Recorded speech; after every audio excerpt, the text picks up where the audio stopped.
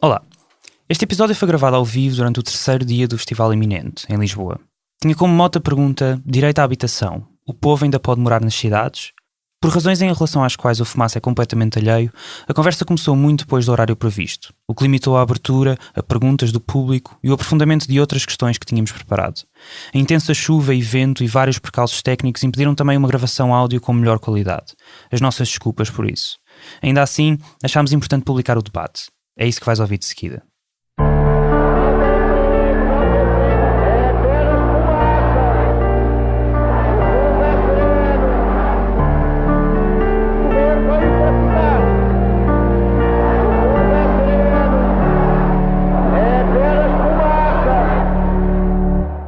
Seja toda a gente bem-vinda ao É Apenas Fumaça, um programa Fumaça onde se fala sobre a sociedade com quem quer falar sobre ela. Eu sou a Margarida David Cardoso. Voltamos hoje ao Panorâmico de Monsanto, em Lisboa, para a segunda conversa Fumaça, na quarta edição do Festival Iminente. Hoje, para falar sobre a crise de acesso à habitação, temos como convidados, e estará para chegar, a Rita Silva, que é técnica de desenvolvimento comunitário e presidente da Habita, uma associação independente que luta pelo direito à habitação e à cidade, e é uma das principais figuras na luta pelo direito à habitação em Portugal nos últimos anos. Trabalhou como investigadora e candidata nas listas do Bloco de Esquerda à Câmara de Lisboa nas últimas autárquicas e é desde 2007 doutoranda na área de financiarização da habitação no Centro de Estudos Sociais da Universidade de Coimbra. A Rita está mesmo a chegar. Depois temos o Heitor Variaoro, que é arquiteto e investigador na Faculdade de Arquitetura da Universidade do Porto e é um dos coordenadores do Habitar Porto, um programa para apoiar inquilinos e proprietários privados a reabilitar o casario para rendas a preços controlados. É uma parceria entre a Câmara de Campanhã do Bonfim com o apoio da Câmara Municipal, das freguesias de Campanhã e do Bonfim. E depois temos o Bruno Verdier, que é freelancer na área de audiovisual e a família está neste momento com problemas para garantir uma habitação em Lisboa. Bruno, começo por ti. Tu vives com a tua companheira e a tua filha nas portas de Benfica, numa casa pela qual pagas uma renda de 500 euros por mês. Como é que chegaste a esta casa e o que é que te está a acontecer neste momento? Pronto, nós mudámos-nos para lá em 2015, em outubro, fins de outubro a princípios de novembro, portanto já foi em novembro. Nós sabemos da casa através de uma colega de trabalho. Na altura as coisas estavam mal neste mercado dos audiovisuais e eu tinha feito uma interrupção, estava a trabalhar no turismo, que era um mercado em expansão, e apareceu-me esta casa. Na altura eu estava com problemas porque não tinha fiador para alugar uma casa em Lisboa, eu estava a morar em Sintra, tinha conhecido a Noemi, estávamos praticamente a morar juntos, ela tinha uma casinha na Praça da Alegria, eu passava lá algum tempo, ela passava algum tempo comigo em Sintra e decidimos, está na hora da gente se mudar, estamos os dois a trabalhar em Lisboa, não faz sentido andarmos sempre de um lado para o outro. A oportunidade pareceu-me boa, na altura a senhoria disse-me que não precisava da casa, que eu podia lá ficar o tempo que eu quisesse e pareceu-me uma boa oportunidade para mim, porque pronto, não tinha um grande IRS, não tinha... E as coisas já estavam a começar a piorar bastante a nível dos preços de mercado das rendas, basicamente foi isso. E tu não tens contrato neste momento? Não temos contrato de arrendamento. Tu querias um contrato quando... Eu queria, mas ela disse que para eu ter contrato a renda era muito mais cara. Portanto, na altura, eu aceitei a situação do contrato, sem contrato, porque me pareceram pessoas sérias e ela me garantiu que nunca me ia pôr na situação que me põe agora. Portanto... Qual é a situação que ela te põe agora? Pronto, nós em janeiro recebemos um telefonema, não recebi cartas registadas, não recebi nada dos procedimentos legais, até porque me parece que ela ainda tinha mantido lá a morada dela, parece-me que ela se calhar tinha direito a subsídios que já não teria, se tivesse outro tipo de rendimentos, se ela incluísse nos rendimentos dela a renda da casa. Então, basicamente, recebemos um telefonema a dizer que, isto até porque houveram uns probleminhas antes, eu acho que aqui é uma situação que eu devia de referir, porque é bom que as pessoas que estejam na mesma situação saibam disto. Ou seja, desde o princípio que nós acordámos que eles iam passar as contas de água, luz, gás e água, pronto, para o nosso nome, tal nunca foi feito. Quando nós começámos a pedir que as contas fossem passadas para o nosso nome, foi logo no primeiro mês que lá estamos, nós temos um conjunto de e-mails que prova tudo isso, eles sempre se negaram a isso. Eu aí comecei a perceber que a tal história da gente ficar enquanto precisássemos não era bem assim. Eu comecei a perceber que eles queriam ter a história das contas para terem uma carta para jogar contra nós. Ou seja, tudo bem, se vocês não quiserem sair numa altura em que a gente vos queira meter fora, nós podemos cortar a água, a luz e o gás e vocês não têm como abrir. O que eu vim a saber, através da Habita, que não é bem assim, okay? Da Associação Habita que a Rita representa. O que aconteceu em janeiro? Então, em janeiro, recebemos uma proposta de aumento de renda de 40%. Ou seja, ela queria fazer um aumento da renda e disse, nunca te aumentei a renda, quero regularizar as coisas, quero fazer as coisas como deve ser convosco, mas a renda passa a ser 700 euros. Eu achei demasiado, um aumento de 40%, achei um bocado descabido. Até porque a casa não está impecável, a casa tem montes de coisas para resolver, tem um sistema elétrico deficiente, que eu estou sempre a tentar colmatar, eu tenho cabos a passar pela casa toda, pronto, sempre eletricidade. E pronto, a casa tem, por exemplo, os stores não há um que funciona, as frutas da idade já estão partidas, portanto a casa não estava em condições. O que é que vocês fizeram perante esse pedido de aumento, a exigência de aumento de 700 euros? Eles disseram que precisávamos de um tempo para pensar e precisávamos ver como estava o mercado e um tempo de nos à procura. E como qualquer pessoa que deve andar à procura de casas agora na área de Lisboa, é complicadíssimo, é um filme. Tu tens um senhorio que te exige muitas vezes 5 rendas em adiantamento, não é? Que quer saber o teu historial fiscal todo, quer comprovativos dos teus IRS há 5 anos para trás e... não sei, é uma situação um bocado complicada. E as rendas eu não as consigo pagar. Portanto, o mercado levou uma volta que eu... Então, comecei à procura de ajuda, comecei a tentar saber mais dos meus direitos legais. Fui a várias associações, fui, por exemplo, à Associação de Inquilinos da Amadora, que me dava uma informação, a de Lisboa, que me dava outra, e eu só comecei a ficar descansado, a pensar que não era eu o culpado da minha situação, quando visitei a Habita. Eu sabia que a Habita existia porque eu recebia posts de Facebook deles e de outras associações. Eu fui até lá e começaram a prestar outro tipo de informação. Mas porquê que tu achavas que eras responsável pela situação onde estavas? É um bocado a situação que a gente sente, não é? Chegas aos 40 anos, não tens a tua situação de habitação resolvida, não consegues pagar as rendas normais, um pouco por causa da gentrificação, não totalmente por causa da gentrificação, mas é sempre assim que tu te sentes. Isto é um problema que eu já sabia que existia, que anda milhares de pessoas, milhares de famílias com o mesmo problema nesta zona e em Portugal inteiro, pelo que eu noto, pelo menos à volta das cidades. Só que nós nunca nos apercebemos da verdadeira dimensão do problema até ele nos tocar a nós. Eu acho que é um desses tipos de problemas. Porque a gente diz, tudo bem, está difícil, as rendas estão caras, mas pronto, há sempre a maneira, as pessoas conseguem ir procurar. Mas tu quando começas a perceber que não tens onde procurar e que estás nas mãos da vontade dos senhorios, porque não tens um contrato, porque não tens um apoio jurídico do Estado que te apoie, que te dê informações concretas, tu não tens ninguém que te faça isso. Então tu começas-te a sentir um bocado, se calhar eu é que estou aqui a mal, porque olha, estou a ver pessoas a mudarem para aqui e estão bem com a vida. Tu começas-te a sentir que se calhar não és socialmente bom o suficiente para teres direito a morar na cidade. São pensamentos que te ocorrem, nós racionalizamos e vemos que não é nada assim, mas que realmente ocorrem e que mandam abaixo, mandam-me.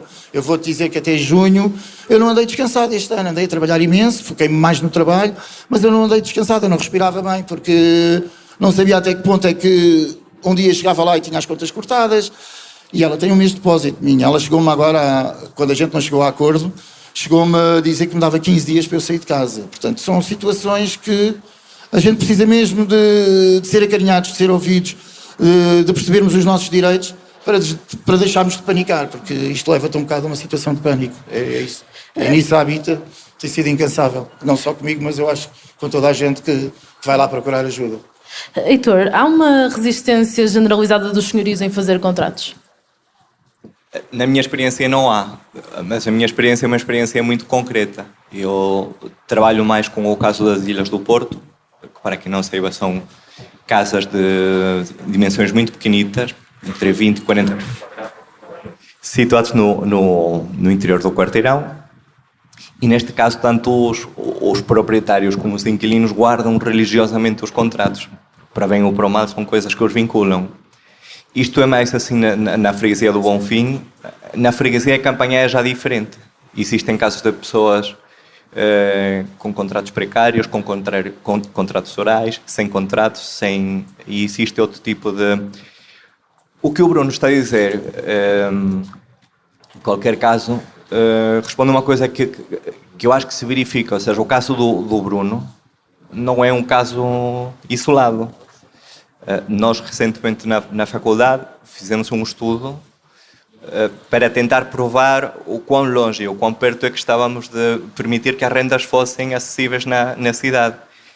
Isto verdadeiramente não é um problema das pessoas, não é um problema dos indivíduos, é um problema que foi criado por causa do atual funcionamento do mercado. E uma coisa que eu acho que interessa dizer, há muitas pessoas que dizem, é uma coisa elementar, oferta e procura, não é assim que as coisas funcionam. Só que as pessoas se esquecem de uma coisa, que é que o mercado é produzido artificialmente. E o Estado tem um papel importante na criação das regras do mercado. Não é por acaso que se alterou as leis das rendas, não é por acaso que se criou o regime dos vistos gold, não é por acaso que se criou o regime excepcional de reabilitação urbana, não é por acaso que se criaram um conjunto de regras que permitiram o investimento no imobiliário e, a partir daí, o disparar dos preços. Vamos precisamente falar do que se passou. Segundo o Balcão Nacional de Arrendamento, houve 1.003 despejos em 2003, 1.868 despejos em 2014, 1.860 despejos em 2015, 1.931 despejos em 2016. Estamos a falar, em 2016, são os últimos dados disponíveis, mais de 5 pessoas, mais de 5 famílias por dia. Rita, ia-te perguntar, e já te passo o microfone, estes são os dados oficiais de despejos em Portugal, mas aqui não entram casos como o do Bruno, de pessoas que não têm contrato de arrendamento. Quão grande é que é este problema dos despejos? O problema é enorme, mas realmente não temos a noção do número total de pessoas que estão a perder a sua casa, porque há várias definições, não é? Uma pessoa cujo o contrato chega ao fim e que não é renovado e que se vai embora não é considerado um despejo, apesar da pessoa poder estar sem qualquer alternativa de habitação e estar numa situação aflitiva. Os despejos que vão para os tribunais também não vão pelo Balcão Nacional de Arrendamento, também não são contabilizados pelo Balcão Nacional de Arrendamento. As desocupações que há, porque há muitas desocupações, também não contam. Por isso, esses números são números que eu diria que se calhar correspondem a 1/3 daquilo que são os despejos ou as pessoas que estão a perder casa. E também há despejos na habitação social, que também não são contados. Por isso, eu acho que é lamentável que o Estado não esteja a monitorizar isto com muito mais atenção. E se calhar interessa que não haja grande informação sobre este assunto, mas o problema dos despejos ou das pessoas que estão a perder casa é enorme, é muito grande. Dados de 2014 do Índice de Rendas Residenciais, feitos pela Confidencial Imobiliário, que faz estudos sobre o mercado imobiliário português, revelam que o preço das casas em Portugal subiu 46% em 5 anos, e segundo dados do Instituto Nacional de Estatísticas, os preços das casas para venda em Lisboa e no Porto subiu mais de 20% no quarto trimestre de 2018 comparado com o ano anterior. No Porto, por exemplo, o preço mediano por metro quadrado está acima dos 1.000 euros em todas as freguesias, incluindo mais recentemente Campanhã.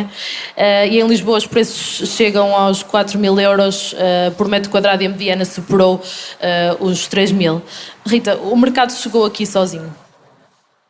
Não, como o Heitor estava a dizer, o mercado é um resultado também das políticas do Estado e é um mercado que se virou todo ele completamente para o mercado internacional, um mercado estrangeiro. É um mercado que a expectativa dele é sobretudo para os investidores internacionais, que muitas vezes vêm comprar uma casa para ganhar uma nacionalidade ou um visto gold, para deixar de pagar impostos, para simplesmente aplicar dinheiro e guardar dinheiro.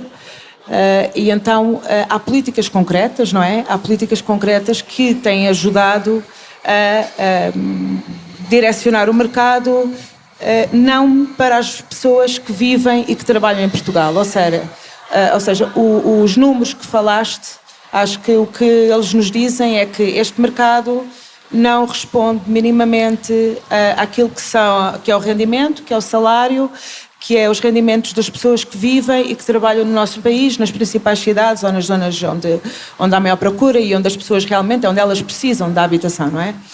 E isto é resultado de políticas da liberalização do arrendamento, de todas as políticas de promoção do investimento, e eu acho que também é muito importante nós discutirmos aqui o significado deste investimento.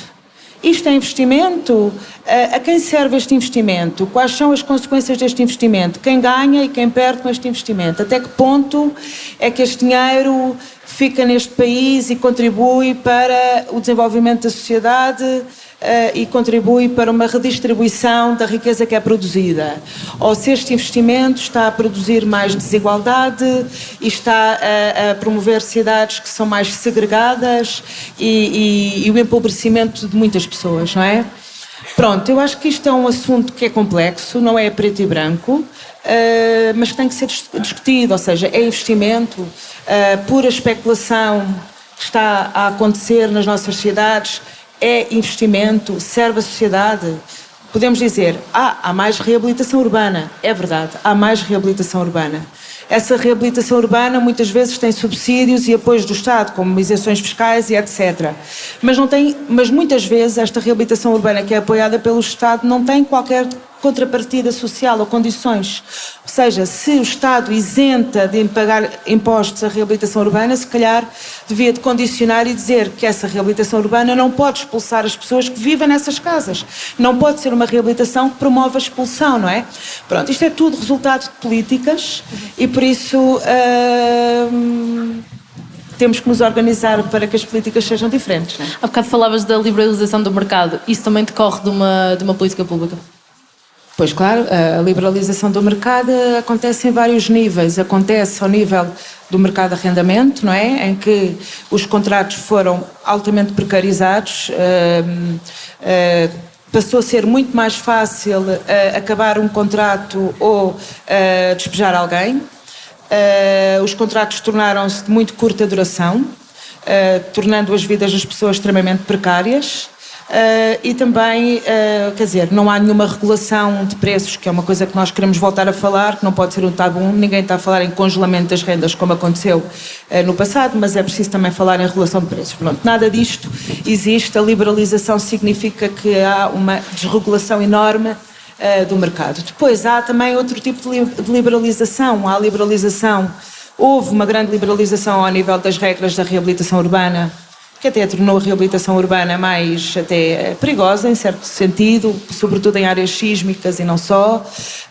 Agora, neste momento, há alguma legislação que está a recuar um bocadinho, mas que já avançou muito a liberalização da reabilitação urbana nos últimos anos. E também a liberalização do ordenamento das cidades, ou seja, ao nível dos planos do plano diretor municipal e etc. Hoje em dia o urbanismo está feito de uma forma extremamente liberalizada e isto faz com que estejamos realmente ao sabor, ou seja, as coisas vão se desenvolvendo ao sabor do mercado. Quer dizer, que de repente resolve transformar uma grande parte da habitação em alojamento local ou em apartamentos turísticos e que isto aqui foi sujeito a muito pouca regulação, nem sequer no PDM, nem nada. O PDM... Pronto, os hotéis são considerados habitação em Lisboa, no PDM e estas coisas, por isso há uma liberalização a vários níveis. Exato. Só para contexto, apesar da figura do alojamento local existir antes de 2014 e já há vários anos, não havia até essa data um diploma próprio que regulasse, diferente do que regula, por exemplo, os hotéis, e entre 2014 e 2015 o número de registros de alojamento local mais do que quintuplicou. Heitor, em 2012 foram criados os chamados vistos Gold, que facilitam a emissão de autorizações de residência a investidores estrangeiros através de uma série de mecanismos. E o mais utilizado, 94%, é a compra de imóveis por um valor superior a 500 mil euros ou mais. E até março deste ano, de 2019, atribuíram-se no total 7.885 vistos Gold, com que o Estado capturou mais de 4,8 mil milhões de euros para a economia. Quando é que o Estado começou a olhar para as casas como um ativo financeiro? Acho que a Rita estará em melhores condições do que eu para responder sobre isto, mas acho que foi no contexto em que a economia portuguesa está fortemente estanhada por causa o déficit, os cortes, ou se a partir daí o que se identificou como uma alavanca para o crescimento do país e eventualmente teríamos de pensar quais são os mecanismos que nós utilizamos para medir se o país está a crescer ou não está a crescer. Mas a crise da habitação é uma consequência disto? A crise da habitação é um ingrediente disto. Nós vimos de um contexto onde os centros históricos estavam degradados, onde existia um congelamento das rendas e onde inquilinos e proprietários tinham sido aos poucos levados a pensar que tinham de ser inimigos naturais. Ou ganha um ou ganha o outro. Então, neste caso, o que se criou foi uma solução onde uns poderiam potencialmente ficar a ganhar muito e os outros poderiam eventualmente chegar a perder tudo. Pronto, não é isso que se espera de uma política pública. De uma política pública o que se espera é uma situação onde se possa eventualmente tender a um bem comum que não pode ser medido só em termos de produto interno bruto. Bruno, tu e a tua companheira estão a tentar conciliar a vossa vida com aquilo que a senhoria vos pede, um aumento de 200 euros no valor da renda sem contrato. Tu és freelancer, tens uma filha menor, e a tua companheira é bolseira de doutoramento, tem um vínculo precário. Se tiveres que sair da casa onde estás, quais são as tuas opções? Tens que sair de Lisboa? Tenho que sair para 100 km. Eu tenho andado à procura e não... Eu até em Mafra, que fica para aí 60 km, onde as rendas eram bastante acessíveis, estive a ver T2 pequeninos, T2 com 60, 70 metros quadrados, 600, 700 euros, 800 euros. Na Ericeira, onde as rendas eram só de verão, é que aumentavam e tudo isso, e havia sempre bastantes casas. Pá, está tudo ainda mais caro. À volta de Sintra, porque a minha filha passa metade do tempo comigo, metade do tempo está em Sintra. Podia ser eventualmente bom para mim, mas até nos Magoitos, naquelas terriolas todas à volta, está tudo já mais que ocupado e as pessoas não querem largar as casas ali porque sempre demora 1h30 a chegar a Lisboa, já não é um mal total. Pá, eu tenho amigos meus que trabalham na mesma área que eu, por exemplo, em Paris. Tenho muitos amigos que vivem no estrangeiro e que toda a gente me disse, pá, isto é uma coisa que aconteceu em todas as cidades europeias, mas eu acho que em Lisboa foi mais rápido e em maior escala do que na maior parte das outras cidades. E foi sem aviso, e as pessoas não estão preparadas. É muito simples eles estiverem a trabalhar a 100 km de Paris, apanhar um TGV e estarem 40 minutos na cidade para trabalhar. Agora, se eu trabalhar aqui a 100 km, ou eu gasto mais 300 ou 400 euros em combustível, se tiver um carro económico todos os meses, ou vou demorar 3, 4 horas em transporte. Não é viável. No meu trabalho, não é possível, porque eu trabalho ao contrário dos horários das pessoas normais. Eu tenho mesmo que ter um veículo meu. Portanto, é complicado. Eu, neste momento, não tenho uma solução que me apareça à frente. Basicamente é isso. Encontrei o texto que vos vou ler no Facebook da Habita, escrito há 2 dias. Lembram-se da Patrícia, despejada com a família pela Câmara Municipal de Lisboa, sem que nem a Câmara nem a Misericórdia conseguissem assegurar uma habitação alternativa? A determinação dela em lutar por uma casa e o apoio da Stop Despejos e da Habita quebraram a impossibilidade e no fim deste longo dia de luta surgiu o alojamento em hostel, primeiro por depois por 3 dias. Finalmente, e depois de muita insistência, até que ela encontrasse uma habitação adequada e que possa pagar. A família vive agora em Almada, num T2, insuficiente para 4 membros. Paga 775 euros, reconhecendo-se que o salário de 2 empregos não chega para a renda. Uma solução que a Patrícia considera razoável, que a nosso ver devia ter aparecido naturalmente, mas foi alcançada com muita coragem desta mulher lutadora e muita teimosia nossa, dos coletivos. Parabéns. Ter 2 empregos que não chegam para pagar uma renda fora da cidade onde vivia antes, numa casa que não chega para a família toda. Rita, o que é que se passa na habitação em Portugal para que isto seja uma vitória? Não, falta aí um elemento que é a única coisa que se conseguiu mais, conseguiu-se um subsídio arranjado ad hoc por parte da Santa Casa da Misericórdia de Lisboa para subsidiar uma casa em Almada por 700 e tal euros, um T2, para compor um bocadinho a situação. E porque nós lutámos bastante para conseguir arranjar uma solução com essa família. Bem, foi uma vitória porque, sim, realmente, assim, hoje a fasquia está muito baixa. A fasquia está muito baixa. A Patrícia é uma história muito interessante e que é uma história que não é apenas a da Patrícia, mas é de mais de 100 famílias que estão connosco, que estão a ocupar casas que estavam vazias da Câmara Municipal de Lisboa. A Câmara Municipal de Lisboa tem habitação pública e que durante muitos anos esteve muito mal gerida e que esteve ao abandono. Há muitas casas municipais que ainda hoje estão abandonadas e bastante destruídas. As pessoas, estando em situação muito crítica, não conseguem encontrar qualquer alternativa de habitação, sobretudo mulheres com crianças, o que é que fazem? Ocupam. Elas estão a trabalhar, mas elas não conseguem, eles pedem habitação social à Câmara, não têm nunca pontuação suficiente para conseguir ter uma habitação social. Não conseguem entrar no mercado, ocupam. Isso está a acontecer e há muitas famílias a ocupar. E depois estão a arriscar todos os dias a polícia aparecer logo de manhã e expulsá-las. O que nós fizemos foi começámos a falar com essas pessoas e começámos a organizar coletivamente.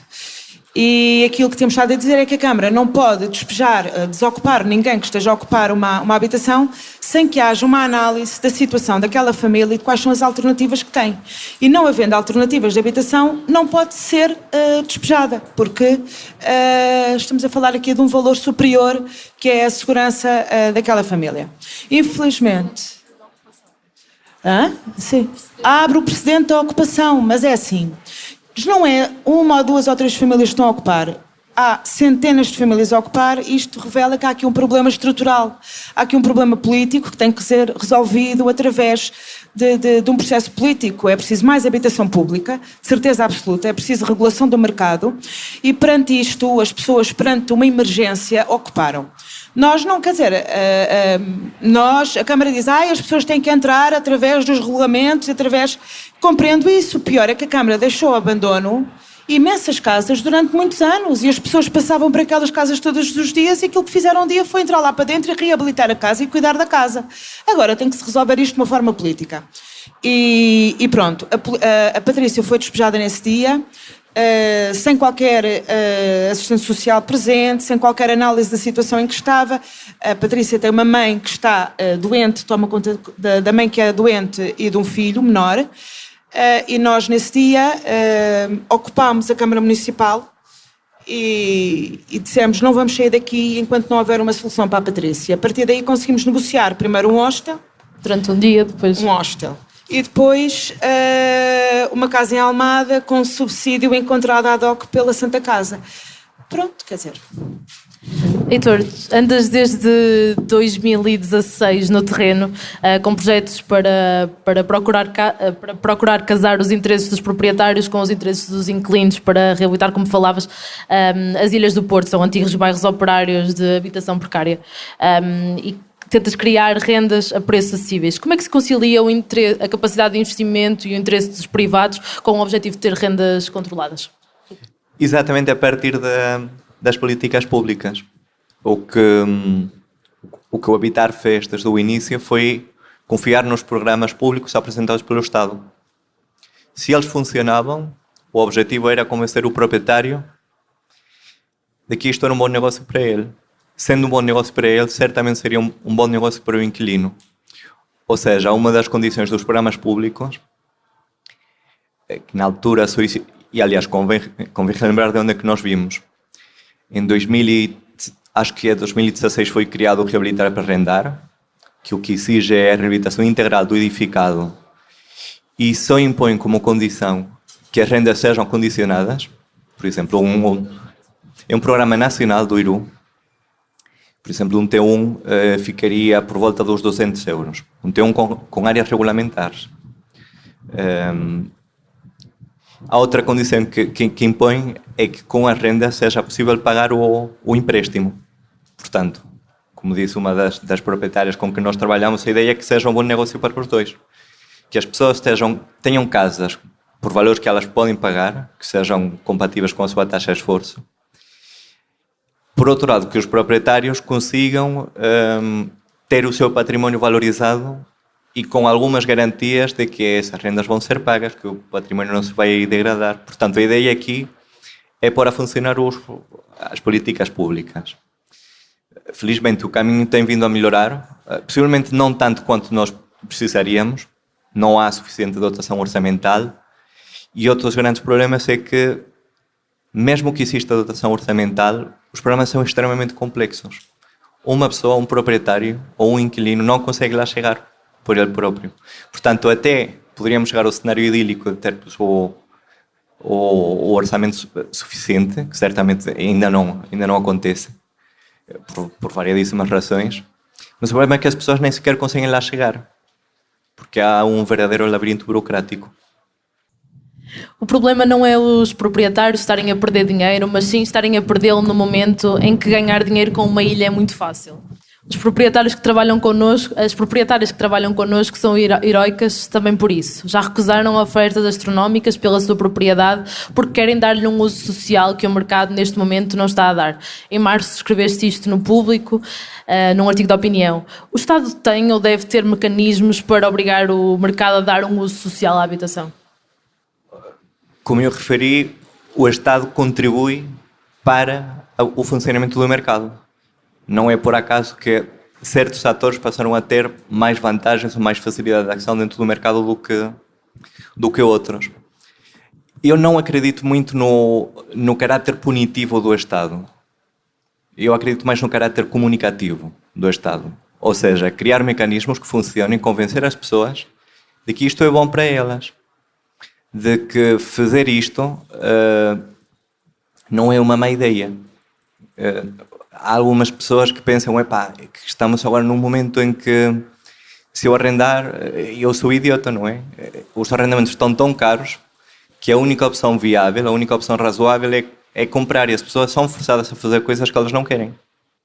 Queria te perguntar se a lógica por trás do seu trabalho nas ilhas, que é numa lógica bastante pequena no sentido de serem determinados agregados, pode ser aplicada a uma política pública para todo o país? Deve ser parte de uma política pública a ser aplicada por todo o país. Certamente não vamos lá só com as propriedades dos privados. Acho que faz todo sentido fazer com que os privados, até agora, tinham praticamente duas opções, que era ao deixar cair o património, deixá-lo ao abandono, ou então vendê-lo no mercado especulativo. Nós precisamos reduzir a quantidade de frações de propriedades que vão para o mercado especulativo, mas para fazermos isto não podemos confiar em que as pessoas sejam santas, que as pessoas sejam mártires. As pessoas também têm os seus interesses. E é preciso falar também a linguagem dos proprietários. Os proprietários devem encontrar ferramentas que sejam fáceis de compreender, que sejam fáceis de implementar, que façam sentido, que os permitam ter um lucro razoável, mas que em simultâneo não excluam o inquilino mediano, normal da equação. Pessoas normais com os que estamos aqui. Vamos então falar de um dos programas que o Estado depois criou nesse sentido. Em maio de 2018, o atual governo lançou o pacote de medidas a que deu o nome de Nova Geração de Políticas de Habitação, coordenadas pela Secretária de Estado da Habitação, liderada por Ana Pinho. É precisamente para famílias como a do Bruno que se decidam um dos programas faz parte deste pacote, que é o Programa de Arrendamento Acessível, que tem como objetivo criar uma bolsa de casas a preços acessíveis, dando benefícios fiscais aos senhorios que arrendem casas a preços 20% mais baixos do que os preços de mercado. Heitor, achas que faz sentido que a renda acessível seja determinada em função dos preços do mercado e não dos salários das pessoas? Não sei se faz sentido, mas acho que por um lado é realista. Ou seja, o que é que eu queria dizer? O que é que se pode fazer dentro do atual quadro regulamentar? Se o senhor estiver disponível para baixar em 20% o valor da renda, não vai pagar o 21% em sede de IRS. Portanto, uma coisa que se pode fazer. O que é que isto permite? Por si só, no Porto, em Lisboa e no Algarve não vai permitir nada. Ou melhor, vai permitir uma coisa. Por primeira vez medir a quantidade do problema, a magnitude do problema. Nós agora não debatemos se há um problema ou não há um problema. Estamos a debater a magnitude do problema. E isto é útil. Poder medir, poder dizer aqui há um problema e precisamos de ir mais longe e ter os dados científicos que permitam avançar para a definição de políticas públicas mais assertivas, isto já é um passo à frente. É um mecanismo académico, não é um mecanismo de política pública. Não, é um mecanismo que permite medir o quão longe é que nós estamos. Agora, se nós começamos a juntar as várias ferramentas que nós temos, a criação de habitação de qualidade com rendas condicionadas, não acessíveis, condicionadas, que têm um valor bastante mais baixo. Acrescentamos os benefícios fiscais de não pagar o IRS e, portanto, poder ter umas rendas mais baixas. Se começarmos a somar todas as ferramentas que nós temos, aí é mais fácil convencer o proprietário do que o que está a fazer faz sentido. Ou seja, a operação começa a ser viável. Eu não estou a dizer que se consiga convencer a todos os proprietários, por isso que eu disse, não é só com a habitação privada que isto vai ao sítio, mas eventualmente conseguimos passar a mensagem de que não é uma ideia assim tão má investir num nicho de habitação a custos controlados. Mas para isto temos de conjugar as várias ferramentas, não é só com uma ferramenta que isto vai ao sítio. Da mesma maneira que há uns anos atrás nós tínhamos as áreas de reabilitação urbana, que o que faziam era ter o IVA reduzido para a empreitada, isenção no IMT, isenção no IMI durante entre 3 e 5 anos. E isso só servia para os proprietários que tinham capacidade de investimento. Porque se eu tenho 0 euros de capacidade de investimento, em que é que adianta não pagar o IVA de uma obra que não posso financiar, não é? Da mesma maneira que isso não serve para os proprietários descapitalizados, o programa de arrendamento acessível também não serve por si só, nem para criar habitação, nem para convencer um número suficiente de proprietários. Agora bem, em junção com outros programas, como o Reabilitar para Arrendar, como o Primeiro Direito, aí é possível aos poucos ir reduzindo as despesas sem causa que os proprietários têm com a habitação. E aí sim pedir que se façam rendas justas. Mas como eu disse, isto tem de funcionar para os dois lados. Rita, a resposta à crise da habitação é fazer com que seja mais benéfico fiscalmente ser senhorio? Bem, eu acho que a nova geração de políticas, independentemente de ter ali vários mecanismos, não me parece que vá responder ao problema na medida da urgência, da emergência e da velocidade que precisa de responder a este problema. E por isso sou crítica em relação à nova geração de políticas. Parece-me que a medida política de isenções fiscais pode ser importante, mas neste momento preocupa-me imenso são as isenções fiscais aos fundos de investimento imobiliário, as isenções fiscais à reabilitação urbana que está a expulsar pessoas, e essa sim está a funcionar. A renda acessível não vai funcionar nos sítios onde faz mais falta e por isso não é suficiente. E cria-se um programa com um nome apelativo, não é? Para evitar uma coisa que não querem fazer e que é tabu, que é regular os preços do mercado de arrendamento. E nós achamos que isto não pode ser um tabu. Precisamos de discutir isto, ou seja, qual é a forma, porque parece-me que há várias medidas. Neste momento o problema é de tal forma complexo que não basta mexer numa medida ou noutra, ou seja, precisamos de mais habitação pública, precisamos regular o arrendamento e precisamos de parar os incentivos à especulação pela especulação, que são vistos gold e coisas assim. Neste momento não precisamos já dos vistos gold, pelo menos nas cidades onde há uma crise de habitação e se calhar direcionar para outras coisas que não sejam a habitação, se bem que sou contrário mesmo ao espírito do visto gold. Mas a regulação de preços parece-me que é muito importante e que permita que o proprietário tenha um rendimento razoável, sendo apoiado aqueles que estão descapitalizados, eventualmente para as questões da reabilitação urbana que são muito importantes e para ajudar os pequenos proprietários, mas para irregular as rendas. Agora, também não podemos fazer isto só e depois de repente ninguém quer arrendar e vão vender todos e vendem para os vistos gold porque há um processo especulativo no mercado de compra e venda. Por isso tem que se atuar em várias frentes.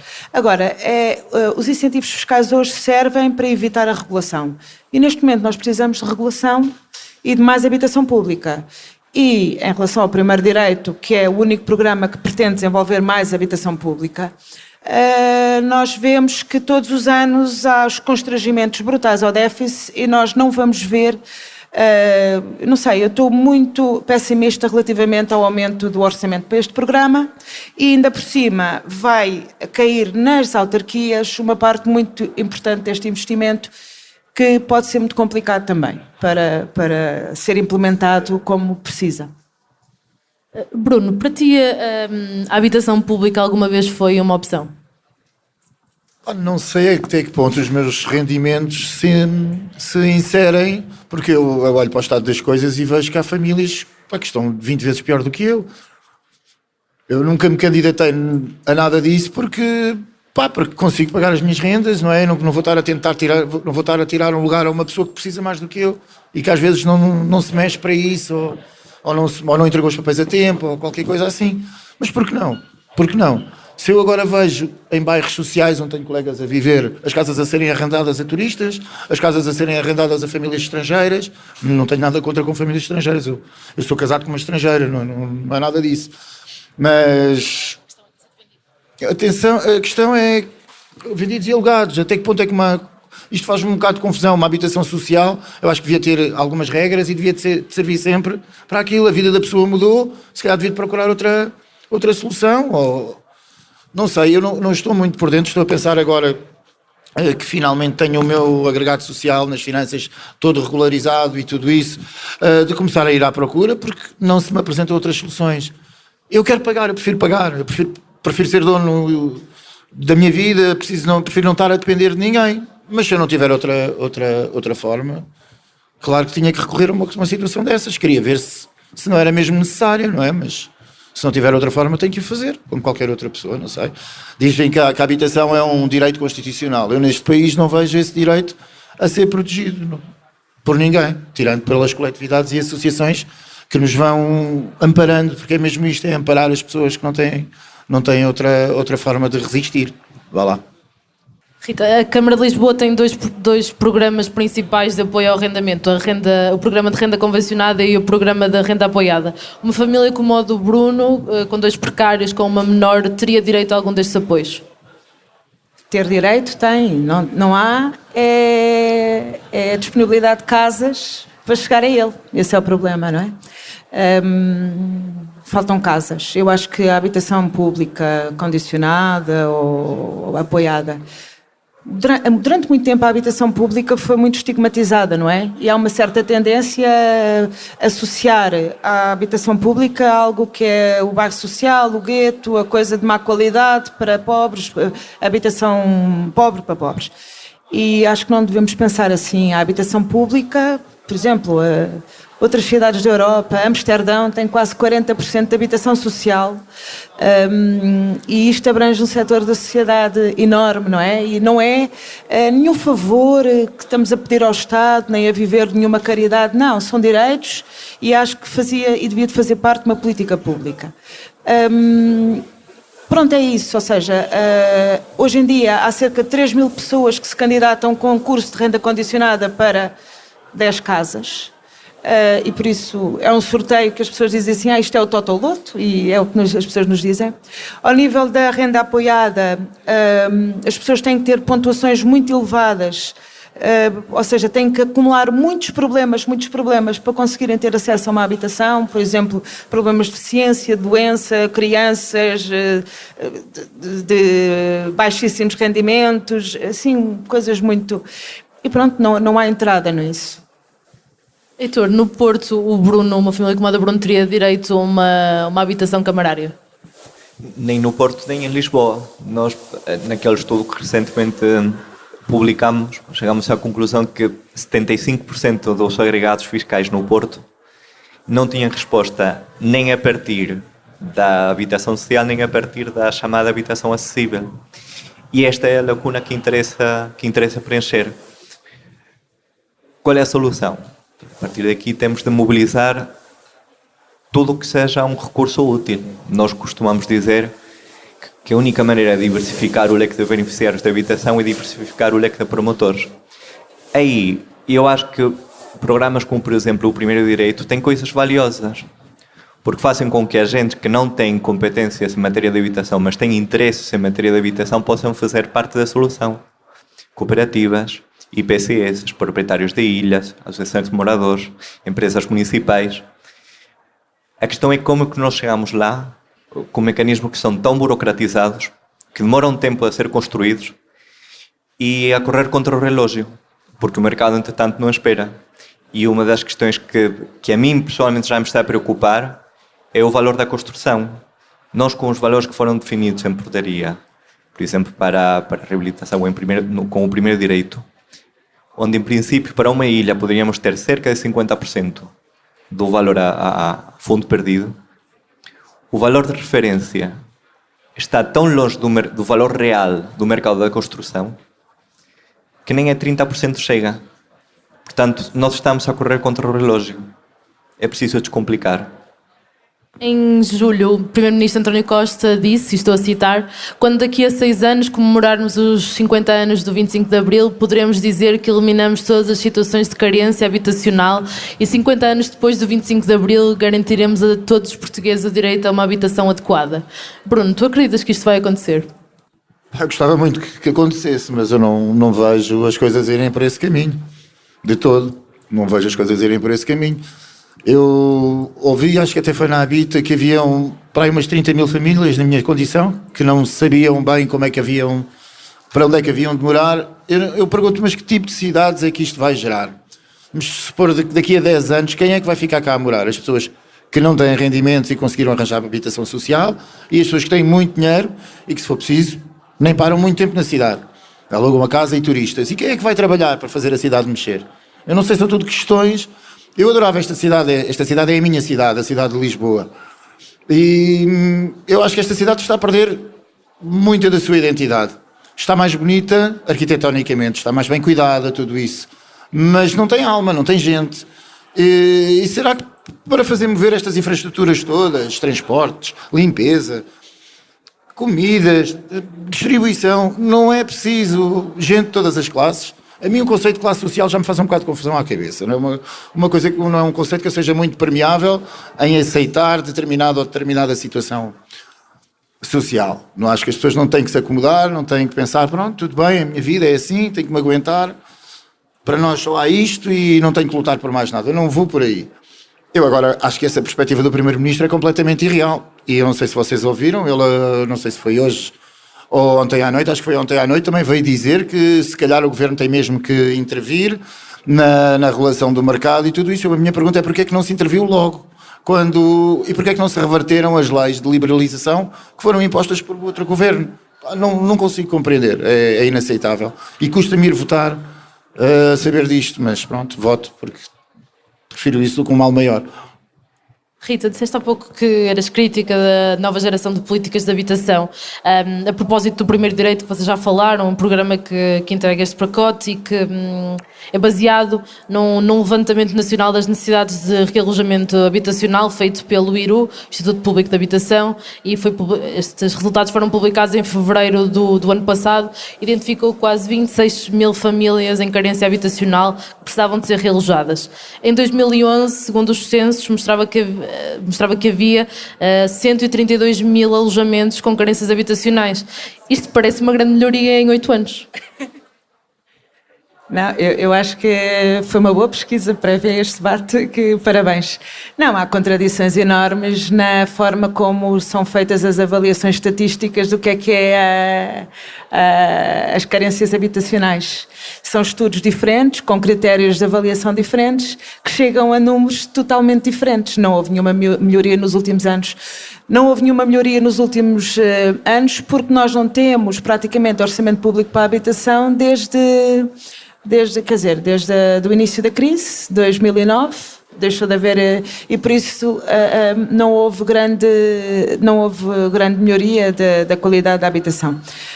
O número 26 mil aparece agora e esse número é a habitação muito degradada e que foi baseado no inquérito que as autarquias tinham que responder e apenas cerca de metade das autarquias respondeu. Outras não responderam. Sabemos que há autarquias que preferem não identificar determinado tipo de bairros ou de ajuntamentos, assentamentos, onde há habitações autoconstruídas ou as chamadas barracas, não é? Onde vivem pessoas de minorias como população cigana ou negra, que as autarquias não têm muito interesse em realojar e que muitas vezes nem sequer identificaram alguns desses núcleos. Sabemos, por exemplo, que há histórias destas no Alentejo e etc. Ou seja, esse estudo avaliou, na minha opinião, aquilo que é a carência habitacional por números muito por baixo. E define metas depois para o primeiro direito. Eu não estou contra o primeiro direito, eu estou a favor e o primeiro direito até faz parte de uma luta que fizemos e que teve a ver com as demolições e com o fim do PER e com a necessidade fundamental que era de um programa. Ora, o primeiro direito tem problemas de suborçamento habitação. Tem estas incongruências que o Heitor falou. Nós achamos que é um programa interessante, mas tinha que haver mais organizações como a do Heitor para ajudar também muitos bairros a promoverem. É preciso que as câmaras também dialoguem mais com as pessoas em situação de exclusão social, porque é difícil o diálogo com as próprias câmaras de pessoas que se querem auto-organizar para promover o seu problema de habitação, e que é um princípio do primeiro direito que nós estamos de acordo, mas depois temos aqui alguns problemas com as autarquias, e falta orçamento, e carrega-se muitas autarquias também com uma parte considerável dos gastos. Pronto, por isso os números não batem certo, e eu acho que não há um levantamento real daquilo que são as necessidades em termos de habitação no nosso país. Achas que corremos o risco de daqui a uns anos este programa ser como o programa especial de realojamento que falavas, o PER, que iniciado em 93, ainda hoje, mais de 25 anos depois, tem famílias por realojar? Pois, corre esse risco, sem dúvida. Sim, ainda hoje tem famílias por realojar, e o PER até serviu para desalojar muita gente, o que tornou-se perverso, não é? Sim, corre esse risco. Nós vivemos numa época que é, simultaneamente, em que a habitação está a ser transformada num ativo financeiro, e que as políticas apoiam esta visão de a habitação servir propósitos de investimento e de financiarização do capitalismo, e decaindo naquilo que é a sua função social de promover uma habitação onde as pessoas podem alojar. E, simultaneamente, também o aperto financeiro dos orçamentos públicos, não é? Através da austeridade permanente em que continuamos a viver, em que temos um Ministro das Finanças que está sempre a ser o campeão do déficit mais baixo de sempre. Quer dizer, estas duas coisas, eu acho que são os dois grandes movimentos que estão a estrangular e que estão a promover uma crise da habitação nas cidades. E pronto, isto afeta as políticas que evitam regular, porque a habitação serve para os investidores, entre aspas, serve para cumprir este propósito, não é? De uma economia que cresce muito pouco, e então o capital financeiro, que é imenso, vê que consegue rentabilizar mais o seu próprio capital e acumular através de investimento no imobiliário do que em noutro tipo de indústria e de produtividade, outras coisas. E, por outro lado, é isto, é o orçamento público ali completamente apertadíssimo, e isso vai ser desastroso. Por último, queria-vos perguntar qual era para vocês a solução ou as soluções para a atual crise da habitação. Começava por ti, Bruno. Citando-te uma das propostas do Partido Comunista Português, lê-se no seu programa eleitoral que o PCP se propõe a aprovar um novo regime de arrendamento urbano que elimina a agilização dos despejos, designadamente com a revogação do chamado balcão de despejos, e fixe um período mínimo de 10 anos para novos contratos de arrendamento, exceto se requerido pelo arrendatário. Um contrato de arrendamento de pelo menos 10 anos era bom para ti? Sim, de 5 anos já era ótimo para mim. A minha senhoria fez-me uma proposta, nós até estávamos para aceitar, porque lá está, olhando agora para o caso que a Rita estava a falar, do T2 por 775, eu posso ficar na mesma casa só por mais de 200 euros por 700. E eu tive, não consigo arranjar melhor do que isto, para que é que eu vou entrar numa guerra, se quando eu perder vou para onde e vou pagar o triplo ou o dobro. Só que, lá está, eu começo a ler nas entrelinhas e vejo que o contrato tinha uma duração de 1 ano. Daqui a 9 meses o mercado começa a crescer e eu recebo uma cartinha que me diz que tenho que me ir embora, porque o meu contrato vai chegar ao fim. Portanto, eu senti que o contrato ainda me ia deixar em piores lençóis. Eu ia gastar mais dinheiro e daqui a um ano estava numa situação mais precária, porque eu tenho a vantagem dela não ter feito o contrato e dela ter que justificar isso às finanças para poder começar a mexer as coisas para correr comigo. A ação de despejo. Portanto, eu acho que um contrato de 5 anos para mim já era ótimo, um contrato de 10 anos deve servir. Ainda melhor, eu acho que os contratos de 1 ano deviam de ser proibidos. Porque tu não fazes um contrato, mas tu fazes um contrato de 1 ano a um professor que anda sempre a saltar de escola. Já é uma precariedade a situação profissional, ainda mais a situação de habitação também. Agora, um contrato de 1 ano para uma família é o quê? É daqui a 9 meses estás igual ou pior do que estavas? Eu não sei, acho que a maior parte das pessoas... Eu gostava de saber o que é que as pessoas deviam de saber, porque eu acho que até se calhar este número dos 26 mil é baixo. Eu vejo por aquilo que eu falo com os meus colegas de trabalho e tudo isso, há muita gente nesta situação que se calhar como eu nem eu se calhar faço parte das estatísticas, apesar de mandar a mexer muito sobre isto.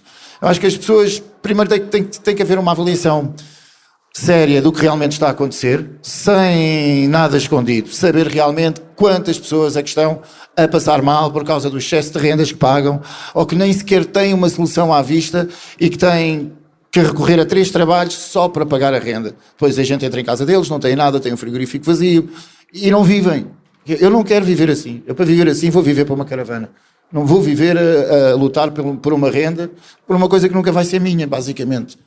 Portanto, eu acho que tudo menos 1 ano, 2 anos, eu acho que ninguém com uma família, toda a gente que tem miúdos que têm que ir para a escola, entende isto, sabe que não pode andar de 9 em 9 meses sem saber onde é que vai morar a seguir. Principalmente quando o mercado está completamente lotado. Eu já me tinha livrado destes senhorios, se fosse aqui há 5 ou 6 anos atrás, ou há 10 anos atrás, muito rapidamente. As coisas não estão a correr bem, tens esse nível de arrogância, eu vou para o outro lado. Só que eu não me encontro um sítio para onde ir. E tenho procurado imenso. Já ando há 8 meses à procura. E até que ponto é que eu mereço isto a pagar a quantidade de impostos que eu pago neste país? Não é? Eu, como freelance, pago impostos um bocadinho acima da média. Pago uma segurança social caríssima. Tenho as minhas coisas, eu cumpro com as minhas coisas, não tenho dívidas. Como é que o Estado me deixa agora andar assim? Quer dizer, agora que eu, por estar assim mais perto da cidade, estou com elevado número de clientes, estou com o trabalho a correr mesmo muito bem, eu agora, se for daqui para 100 km, vai começar tudo a piorar.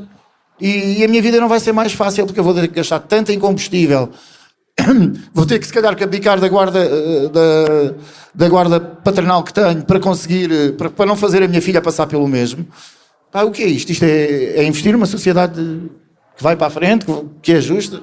Não, isto no fundo parece-me uma classe social que já se começa a sentir uma classe social nova, que são os proprietários já quase que são beneficiados em relação ao resto das pessoas todas. Eu não sei para onde é que isto vai, assim, não sei. Eu sinto-me muito desiludido com este país, até pensei em emigrar, mas para onde? Agora na Europa também está tudo um bocado quase tão mal como Portugal, não sei, eu estou-me a ver sem soluções. Basicamente é isto. E vou resistindo enquanto puder. É assim.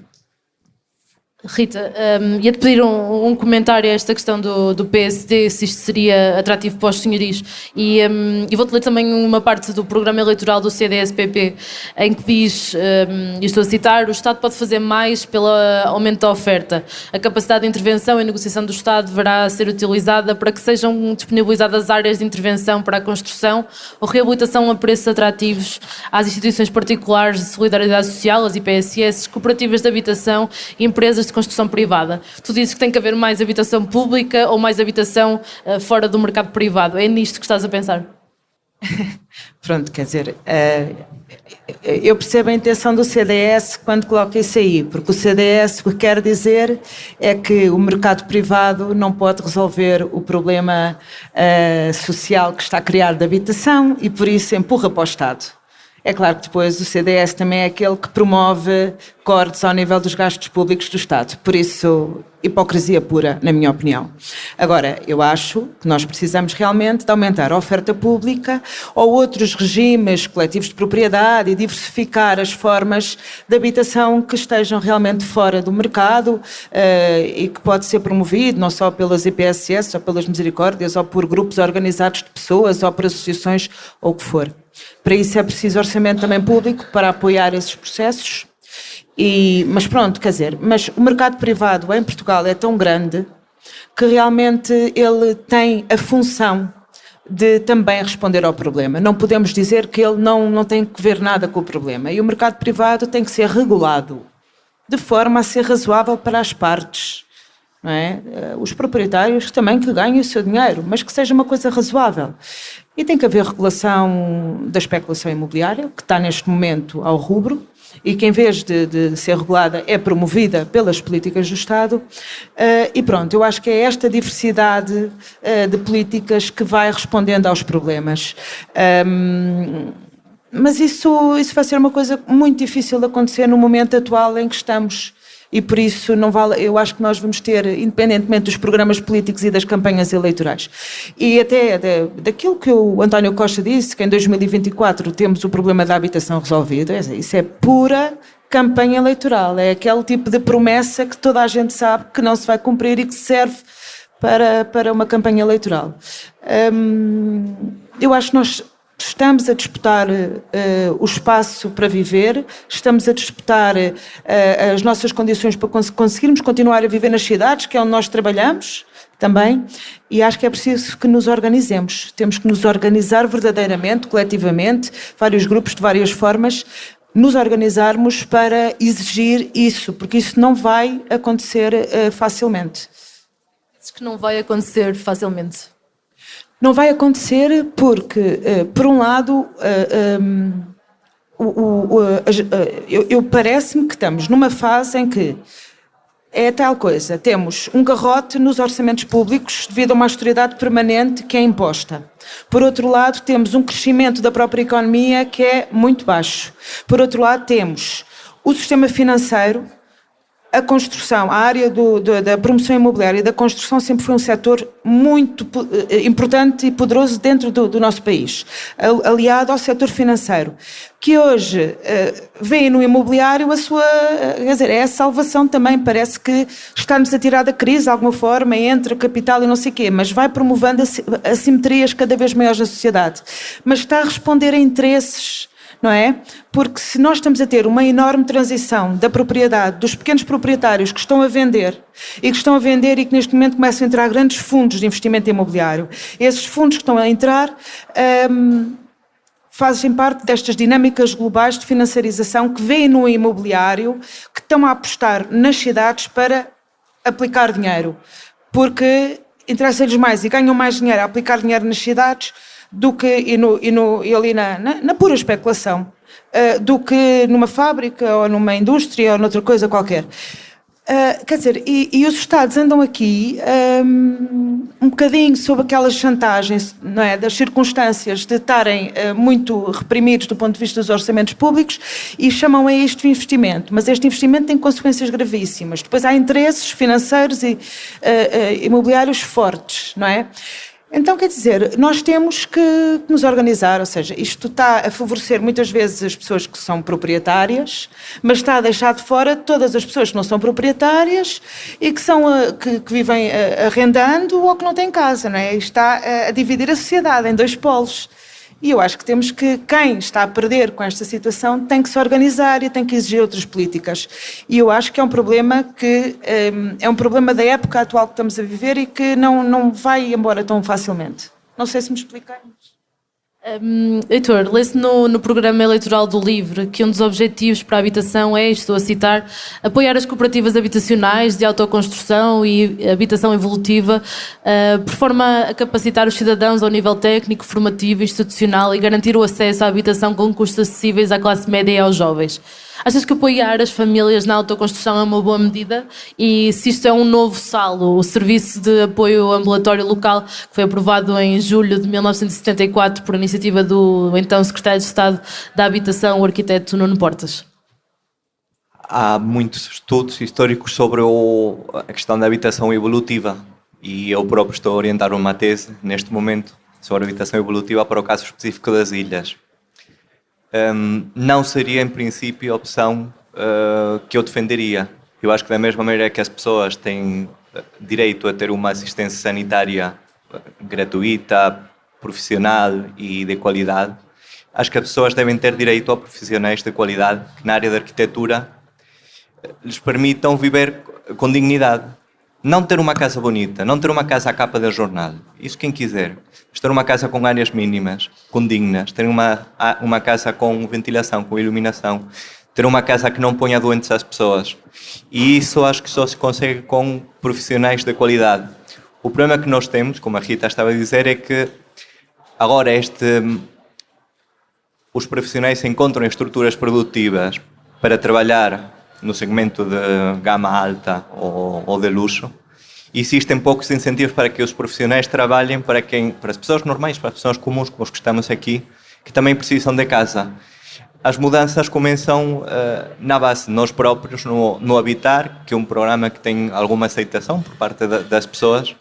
Temos problemas em que, por exemplo, a Ordem dos Arquitetos nos aceita os estágios, que nós fazemos como estágios de acesso à Ordem. Portanto, se nós mudamos o paradigma do que é arquitetura, dificilmente os arquitetos vão servir às populações.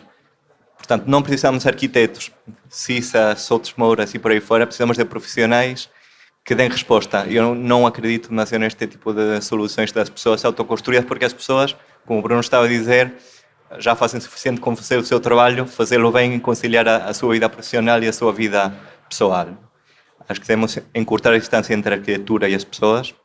Isto só vai acontecer a partir de uma ação forte e robusta do Estado, que confia que a habitação é um produto para viver e não um produto financeiro. Esta foi mais uma entrevista do É Apenas Fumaça, um programa Fumaça onde se fala sobre a sociedade com quem quer falar sobre ela. Obrigada à Rita, ao Bruno e ao Heitor. Esta entrevista foi preparada por mim, Margarida David Cardoso, pelo Pedro Miguel Santos e pelo Ricardo Esteves Ribeiro, também pelo Bernardo Afonso, que fez a edição de som e a fotografia. Fazem ainda parte da equipa Fumaça Ana Freitas, Frederico Raposo, Joana Batista, Maria Almeida, Montafes, Sofia Rocha e Tomás Pinho. A música é dos Lutz Fever. Mais uma vez, obrigada ao Iminente pelo convite. Podes ouvir mais episódios em fumaca.pt, no YouTube, Spotify ou na tua aplicação de podcasts. Queremos fazer do Fumaça o primeiro projeto de jornalismo português totalmente financiado por quem nos ouve, vê e lê. Se queres fazer parte da nossa comunidade, vai a fumaca.pt/contribuir. Até já. Obrigada.